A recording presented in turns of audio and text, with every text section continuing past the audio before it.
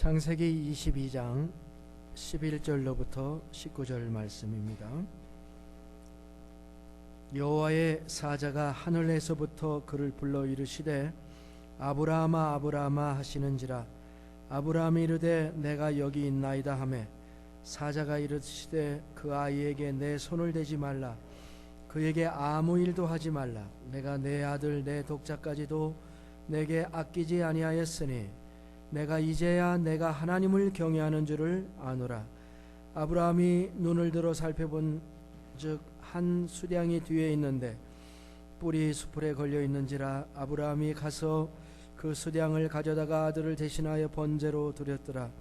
아브라함이 그 땅 이름을 여호와 이리라 하였으므로 오늘날까지 사람들이 이르기를 여호와의 산에서 준비되리라 하더라. 여호와의 사자가 하늘에서부터 두 번째 아브라함을 불러 이르시되 여호와께서 이르시기를 내가 나를 가리켜 맹세하노니 내가 이같이 행하여 내 아들 내 독자도 아끼지 아니하였은즉 내가 내게 큰 복을 주고 내 씨가 크게 번성하여 하늘의 별과 같고 바닷가의 모래와 같게 하리니 내 씨가 그 대적의 성문을 차지하리라. 또 내 씨로 말미암아 천하 만민이 복을 받으리니 이는 내가 나의 말을 준행하였음이니라 하셨다 하니라. 이에 아브라함이 그의 종들에게로 돌아가서 함께 떠나 브엘세바에 이르러 거기 거주하였더라. 아멘. 아멘. 창세기 22장의 두 번째 말씀입니다. 지난 시간에는 무슨 말씀했죠? 신앙의 업그레이드에 대한 얘기를 했습니다. 시험을 순종하면 우리의 믿음이 업그레이드 된다라는 말씀을 드렸습니다. 하나님의 모든 말씀에는 언약이 뒤따르게 되는데 그것을 얻는 비결은 순종이다는 말을 했습니다. 오늘은 하나님을 생각해 보려고 합니다. 신앙의 업그레이드를 시켜주는 것도 참 좋지만 그 업그레이드를 시켜주시는 하나님, 그 하나님의 마음을 더듬어 보고자 하는 것입니다. 우리는 때때로 우리 자신에만 관심이 많을 때가 많습니다. 신앙이라고 하는 것은 우리의 신앙의 대상이 되시는 하나님의 마음을 더듬어 아는 것도 굉장히 중요하다고 생각합니다. 어떻게 오늘 본문에서 우리는 하나님의 마음을 알 수가 있을까요? 저는 본문에서 하나님의 마음을 몇 가지를 이렇게 느낍니다. 그래서 지난 시간에 이 설교 안 하고 좀 세이브 해놨다가 오늘 다른 한 설교로 이렇게 말씀을 나누기를 원합니다. 첫째 생각할 것은 하나님은 자신을 참으로 경외하는 자를 만나기를 원하십니다. 자신을 참으로 경외하는 자가 되는 것을 우리에게 원하십니다. 하나님의 사자는 칼을 들어서 아들을 잡으려고 하는 아브라함에게 이렇게 얘기를 합니다. 12절이죠. 그 아이에게 내 손을 대지 말라. 지난 시간에 살펴봤죠. 아브라함아 한 번 부르지 않았어요. 아브라함아 아브라함아 아주 급하게 불렀어요. 두 번 부른 다음에 그 아이에게 손을 대지 말라. 그에게 아무 일도 하지 말라. 그 다음에 말씀입니다. 내가 내 아들 독자까지도 내게 아끼지 아니하였으니 내가 이제야 네가 하나님을 경외하는 줄을 알겠다. 이렇게 말씀합니다. 저는 이 부분에서 하나님의 마음이 느껴져요. 어떤 마음이냐면 인간들로 인해서 상처받으시는 하나님의 모습이 느껴져요. 이기적인 인간의 마음입니다. 순종과 배신을 매번 반복하는 인간들의 모습을 통해서 하나님은 마음의 상처가 꽤나 있으시구나 하는 것이 느껴지지 않습니까? 성경에 그런 말이 기록이 되어 있지는 않을지라도 아담을 창조하신 하나님은 아담과 하와에게 얼마나 실망감을 가지셨겠습니까? 모든 것을 계획하고 창조하시고 수여해 주신 그분이 그가 만드신 피조물에 의해서 거절당하고 숨어버리는 모습을 보면서 하나님은 고통스러우셨을 거라고 생각합니다. 물론 그럼에도 불구하고 하나님은 찾아가셔서 그들의 옷을 입혀주신 분이셨죠. 창세기 6장 5절 6절을 읽어보면은 이와 같은 상황에 대한 하나님의 마음이 이렇게 표현되어 있어. 여호와께서 사람의 죄악이 세상에 가득함과 그의 마음으로 생각하는 모든 계획이 항상 악함을 보시고 땅 위에 사람 지으셨음을 한탄하사 마음에 근심하시고. 이 말씀에 하나님의 감정이 고스란히 담겨 있습니다. 인간에게 주신 자유의지가 하나님의 의도와는 정반대로 가는 것에 대해서 하나님은 실망을 하신 것이죠. 그래서 아담의 10대 손인 노아에게 은혜를 주셔서 새로운 세계를 열어 가셨던 것입니다. 그런데 노아의 후손들도 역시 하나님을 실망시킨 것은 마찬가지여서 다시 하나님은 10대씩 일하시나 봐. 다시 노아의 10대 손인 아브라함을 선택하셨거든요. 하나님은 아브라함을 지명해서 부르시고 그를 지금까지 연단해 오셨습니다. 75세에 하란에서 부르시고 100세의 아들을 주시고 이제 그 아이가 성장해서 장작을 짊어질 정도, 주석자들은 13살 티네이저부터 시작해서 어떤 사람은 그 아브라함의 아내가 죽는 게 그 다음에 나오니까 바로 그 직전 말씀이니까 37살이라까지 다양히 주장을 해요. 그런데 어쨌든 그때까지 하나님은 계속 아브라함을 보고 계시는 거잖아요. 하나님은 자기를 참으로 경외하는 자를 만나고 싶어 찾으시. 영어로 경외라고 하는 단어를 fear to God, fear of God, fear라는 단어로 번역되는데 조금 이렇게 잘 납득이 안 되죠. 근데 한글 성경에서는 공경이라는 단어로 경외라고 하는 단어를 썼는데 이 경외라는 단어의 경자는 공경할 경자에다가 두려워할 외자. 그런데 이게 사실 히브리어에 딱 적합한 말입니다. 하나님을 경외하는 것이라고 하는 히브리어가 키 예레 옐로힘인데요. 이 예레라고 하는 말의 원형이 야레인데 막연하고 감정적인 공포심을 의미하는 게 아니라 하나님을 존경하고 그분 앞에서 자신의 부족함을 철저히 통감하는 경건한 두려움, 이게 경외하는 거거든요. 하나님을 존경하고 신뢰하는 관계적인 용어입니다.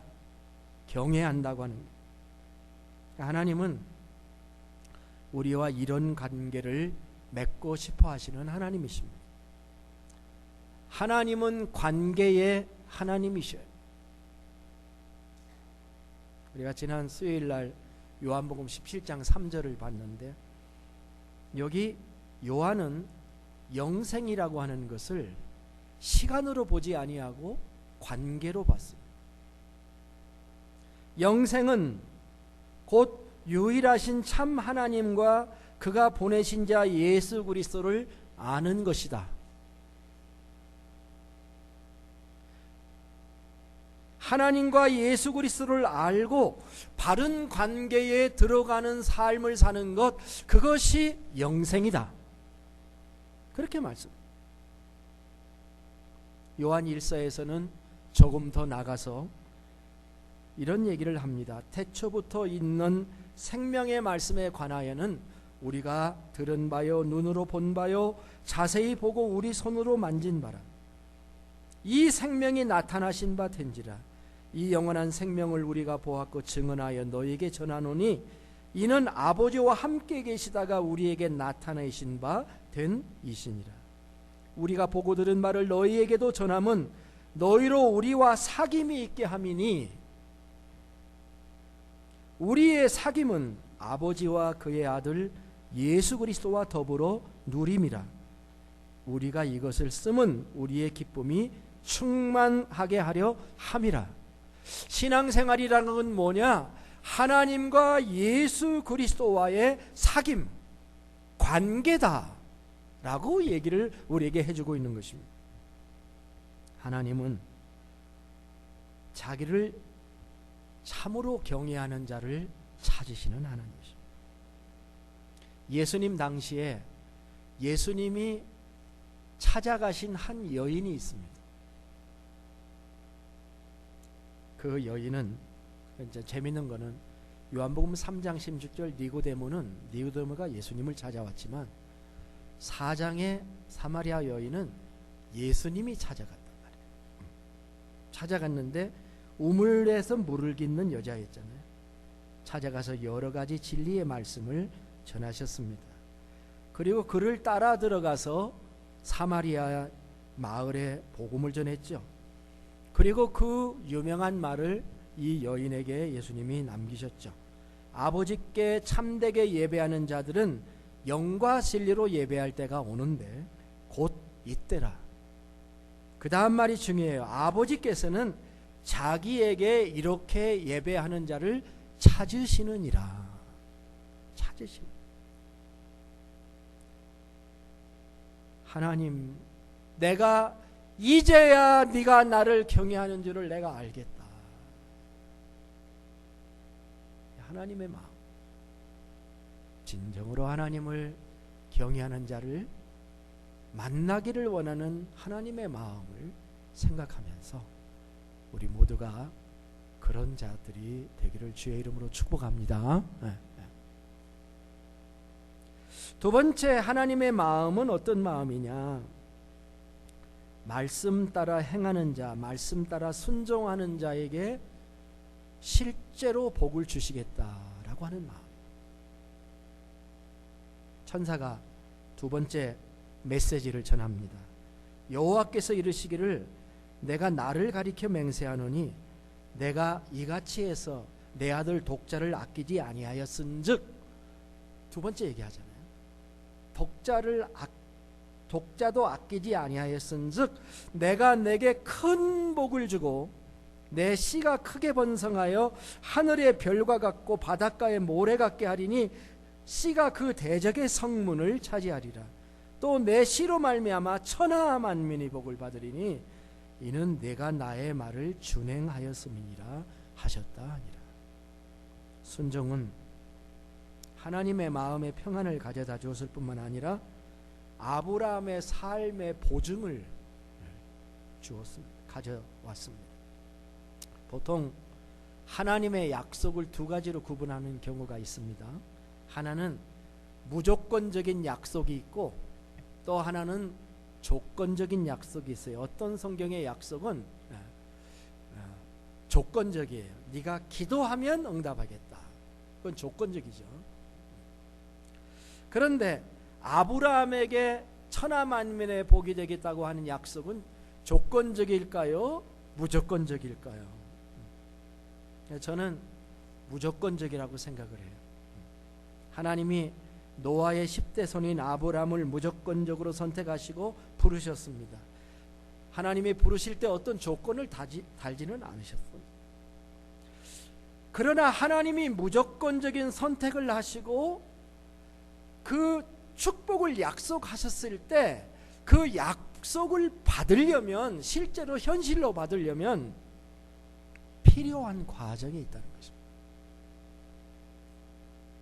아브라함의 여정을 보면 모든 과정들을 통과해 가지고 하나님이 업그레이드를 다 시켜서, 뭐 다 시킨 건 아니지만 계단을 시켜서 마지막 완성에 이르게 만들면서 축복을 주셔요. 이게 굉장히 중요한 거예요. 창세기 11장 후반에서 아브라함이 등장하고요. 창세기 22장 오늘 본문에서 그러니까 적어도 한 40년 40년 이삭을 제물로 드릴 때까지를 한 40년이라고 보자고요. 40년에 이르는 동안 하나님은 아브라함을 훈련하셨습니다.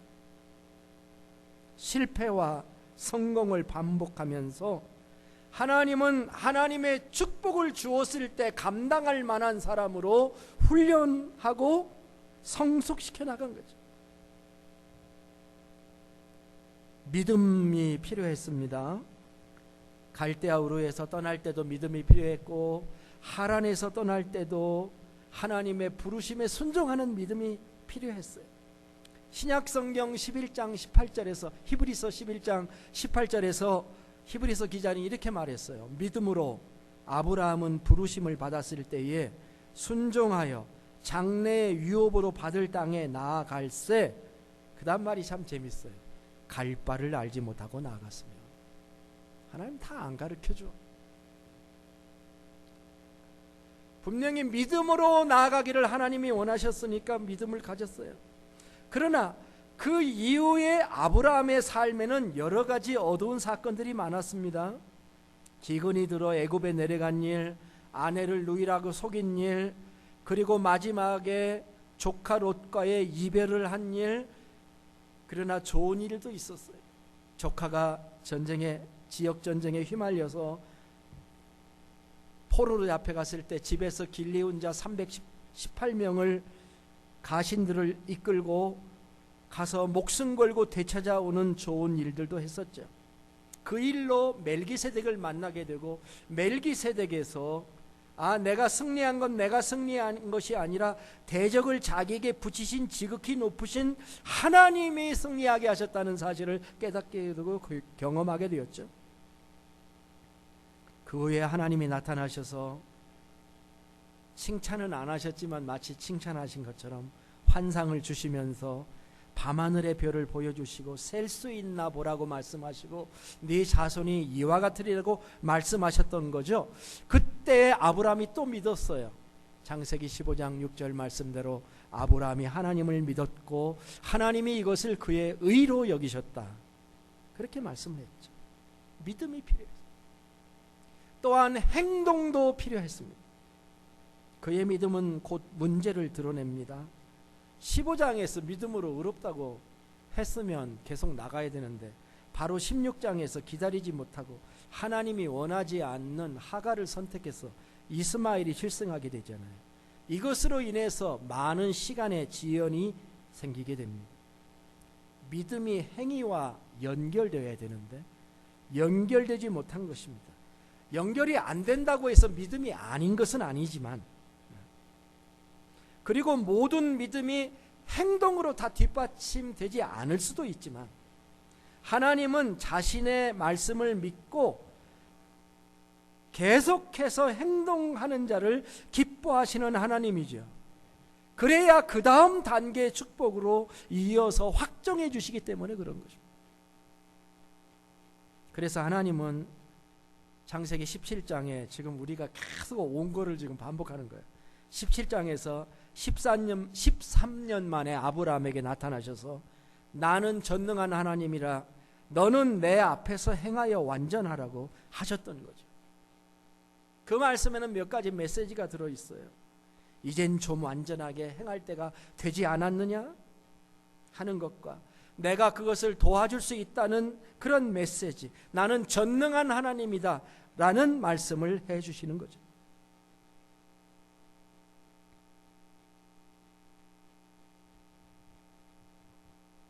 그는 하나님의 제안대로 목표를 다시 설정하고 이름을 바꾸고 할례를 행하게 됩니다. 그런 후 소돔 고모라를 실사하기 위해서 지나가시는 하나님을 만나 섬기고 아직도 이스마엘에 기대하는 불신앙을 버리고 소돔 고모라의 조카 롯을 위한 중보의 기도를 드리는 승리를 함으로 어떤 성숙함의 모습을 아브라함이 보여준 거죠. 그러나 그럼에도 불구하고 아브라함의 행동은 아직도 완전하지 못했습니다.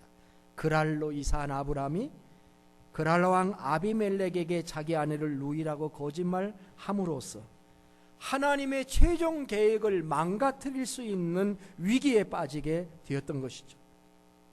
인간의 어리석음은 참으로 영원하다. 회춘의 은혜를 배은 망덕으로 갚는 아브라함의 행동은 언약의 아들을 위협하는 마지막 나쁜 행동이었습니다. 그러나 하나님의 막아주심으로 인해서 다시 한번 큰 위기를 극복하여 아브라함은 한 걸음을 더 나갈 수 있었던 것입니다. 그렇게 해서 아브라함은 이삭을 얻었고 젖을 떼는 날 이스마엘까지 내어 보냄으로 모든 근심을 벗어나게 되고 그 지역의 맹주인 아비멜렉과 이삭 야릇한 언약을 맺음으로 명실공히 하나님이 함께하는 사람인 것을 세상에 인정받게 된 것입니다.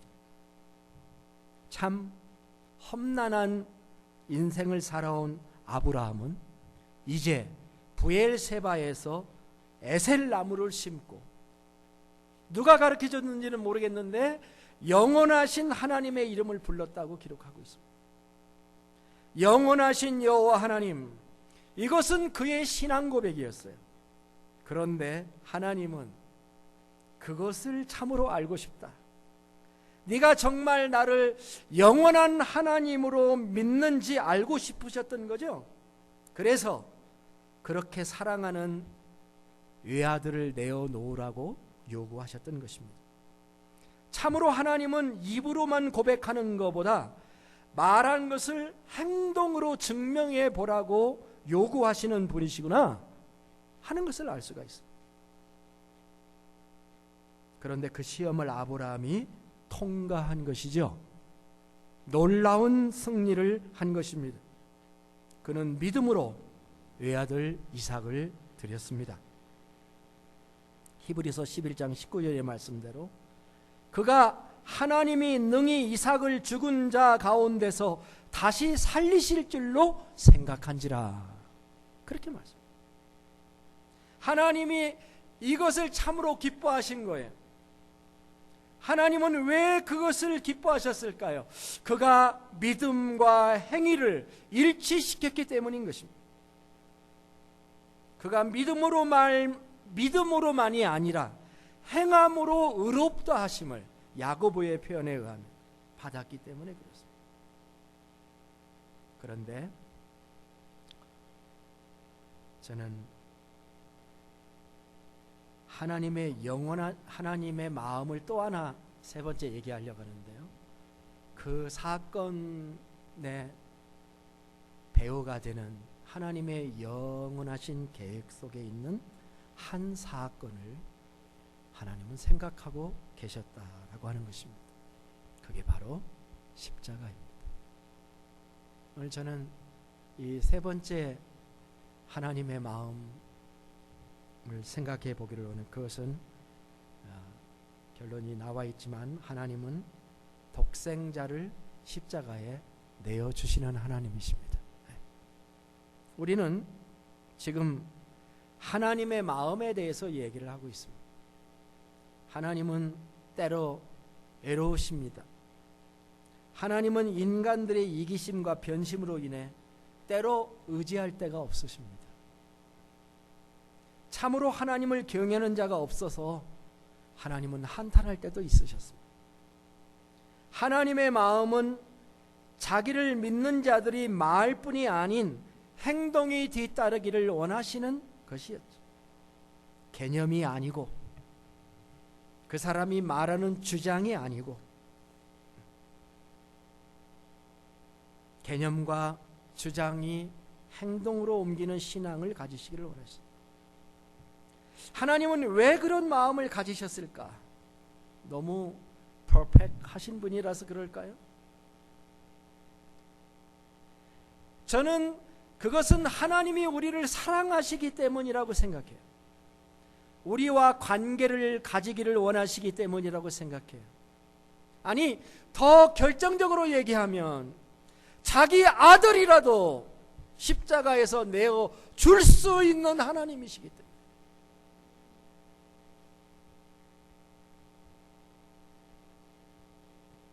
요한복음 3장 16절 잘 아시죠? 하나님이 세상을 이처럼 사랑하사 독생자를 주셨으니 이는 그를 믿는 자마다 멸망하지 않고 영생을 얻게 하려 하십니다. 요한일서 4장 9절에서 하나님의 사랑이 우리에게 이렇게 나타난 바 되었으니 하나님이 자기의 독생자를 세상에 보내시면 그로 말미암아 우리를 살리려 하십니다. 이 구절들은 이 땅에 오신 예수님이 하나님 아버지의 독생자이라고 하는 사실을 증언합니다. 삼위일체 하나님이신 하나님이시지만 서로 동등한 분이시지만 인간의 몸을 입고 이 세상에 오실 때는 철저히 아버지와 아들의 관계성 속으로 들어오셨다는 거죠. 성경은 아버지와 아들의 관계성 속에서 모든 것을 행하신 예수님에 대해서 우리에게 말씀을 해주고 있는 것입니다. 예수님의 요한복음 17장의 기도를 한번 들어보세요. 아버지께서 내게 하라고 주신 일을 내가 이루어 아버지를 이 세상에서 영화롭게 하였사오니 아버지여 창세전에 내가 아버지와 함께 가졌던 영화로서 지금도 아버지와 함께 나를 영화롭게 하옵소서. 이 기도에는 삼위일체 하나님으로 존재했던 과거의 아름다움과 영광을 회복하기 원하는 예수님의 마음이 그대로 담겨져 있습니다. 겟세마네 동산에서의 기도를 보십시오. 내 아버지여 만일 할만하시거든 이 잔을 내게서 지나가게 하옵소서. 그러나 나의 원대로 마옵시고 아버지의 원대로 하옵소서라고 그는 기도를 드렸습니다.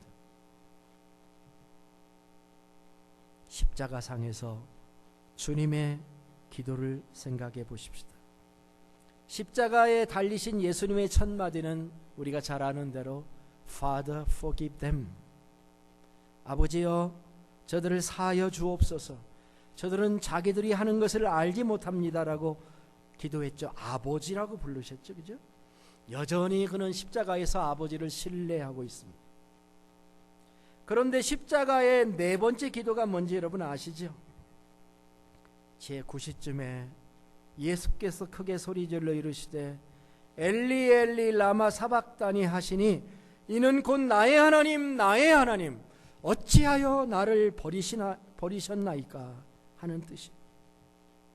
하나님은 그 기도에 응답을 하셨나요?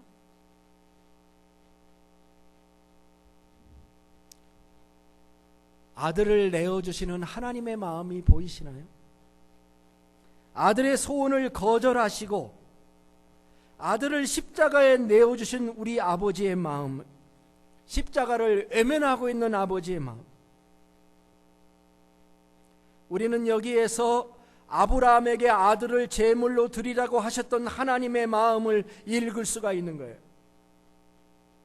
어쩌면 아브라함에게 아들을 내어놓으라고 하는 하나님의 명령은 자신의 아들인 예수를 세상의 구원을 위해서 십자가에 내어놓으시려고 하는 하나님의 계획의 일환이었다고 하는 것을 알 수 있는 거예요. 여기서 우리는 아버지 하나님의 마음을 생각해야 합니다. 나를 사랑하사 나를 위해 자기 몸을 버리신 하나님의 아들의 희생을 통해 우리는 하나님의 큰 마음을 이해하게 됩니다. 하나님은 이런 마음을 가지신다. 절대 우리를 해롭게 하지 않으신다. 아주 친한 두 목사님이 계셨다고 합니다. 한 목사님에게는 아들만 5이 있었고 다른 목사님에게는 딸이 하나가 있었습니다. 어느 날 딸만 있는 목사님이 그 친구에게 말했습니다. 이복에 자네 아들 하나 주어서 양자를 삼게 해주게. 그러자 친구가 그러지 하고 흔히 대답을 했습니다. 그 다음에 어떻게 됐을까요? 집에 가서 혼났어요. 사모님한테 혼이 났다고 합니다. 늦은 밤 아이들이 나란히 누워 자는 방에 갔습니다. 큰아들을 이렇게 쳐다보니까 애들을 주어도 큰아들을 줄 수는 없지. 그런 생각이 들었다고 해요. 장자를 줄 수 없다. 둘째를 보니까 우리 아들 중에서 가장 똑똑한 놈이 두 번째 재주가 많은 놈인데 이 둘째는 줄 수가 없어. 셋째를 보니까 이 셋째는 자신을 그대로 빼닮아 가장 잘생겼는데 줄 수가 없다는 거예요. 넷째를 보니까 넷째는 약한 아이야. 제일 약하고 늘 병치레를 하는데 불쌍해서 줄 수 없다는 생각이 들었다. 막내는 어땠을까요? 막내를 보니까 너무 귀엽고 사랑스러워서 줄 수 없다는 마음이 들었다는 거예요. 그때 이 목사님의 눈에서 눈물이 흘렀다. 난 아들 하나도 내 친구에게 줄 수 없는데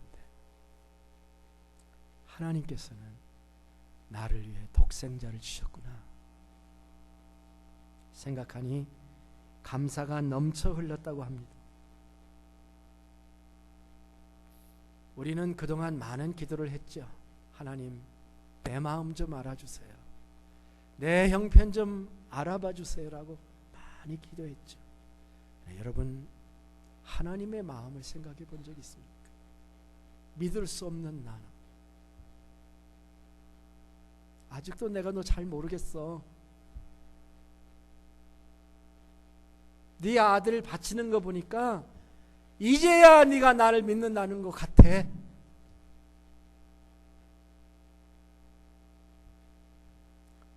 복음성가의 그 사랑 알죠? 아시면 좀 따라서 해서 제가 띄우려고 그랬는데 잊어버렸어요. 아버지 사랑 내가 노래해, 아버지 은혜 내가 노래해, 그 사랑 변함없으신 거짓 없으신 신실하신 그 사랑, 상황할 때 꺾지 않으시는, 상황갈 때 꺾지 않으시는, 꺼져가는 등불 끄지 않는, 꺼져가는 등불 끄지 않는 그 사랑 변함없으신 거짓 없으신 거짓 없으신 성실하신 그 사랑, 실하신 그 사랑, 사랑 그 사랑 나를 위해 죽으신, 나를 위해 다시 사신 예수 그리스도, 다시 오실 그 사랑, 죽음도 생명도 천사도 하늘의 어떤 권세도 끊을 수 없는 영원한 그 사랑 예수. 아버지의 마음을 헤아려 본 오늘의 말씀입니다. 우리와 바른 관계를 맺기 원하시는 하나님은 우리가 참으로 하나님을 경외하기를 원하십니다. 그리고 말이 아닌 행동으로 열매 맺혀지기를 원하십니다. 그리고 하나님에게 가장 소중한 것이라도 우리에게 주기를 기뻐하시는 분이십니다.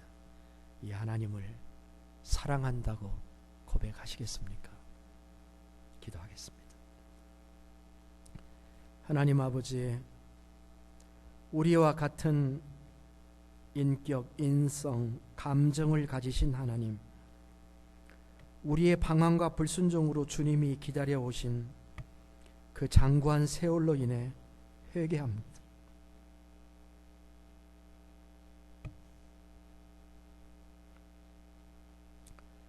우리보다 더 큰 그분의 탄식은 우리가 다 이해할 수 없는데도 그래도 끝까지 우리를 연단하시어 계속 우리를 업그레이드 하시는, 온전케 하시는 하나님의 사랑에 감사를 드립니다.